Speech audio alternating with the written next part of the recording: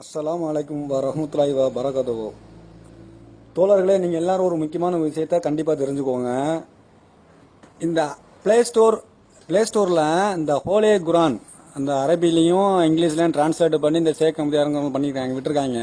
இதை நாய்ங்க, கலிசடத்த நாய்ங்க. அவங்களுக்கு வேதம் கொடுக்கப்பட்டதுக்கு அப்புறமும் அதை மறுத்துட்டு அல்லாஹ் இல்லை, எங்கள் இனத்துல ஒரு நபி வரலனாலும் நாங்கள் ஏற்றுக்க மாட்டோம்னு சொன்ன அந்த பரதேசி நாய்ங்க செஞ்ச அடுத்த சூழ்ச்சி. குரானை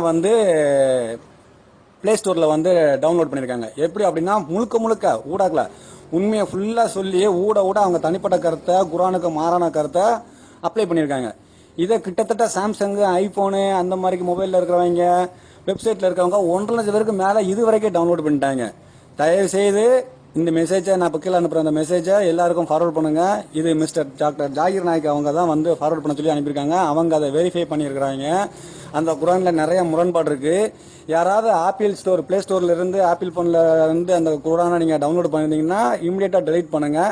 ஒருவேளை இதில் ஓதன மௌலவிகள், ஆலிம்கள் யாராவது இருந்தீங்கன்னா அதை படித்து அதில் என்னென்ன மிஸ்டேக் இருக்குங்கிறதையும் கூட நீங்கள் ஃபார்வர்ட் பண்ணி விடலாம். தயவு செய்து அந்த மெசேஜ் எல்லாத்துக்குமே ஃபார்வர்ட் பண்ணுங்க. Very very important. குரான்லயே கையை வச்சிருக்காங்க நாய்ங்க.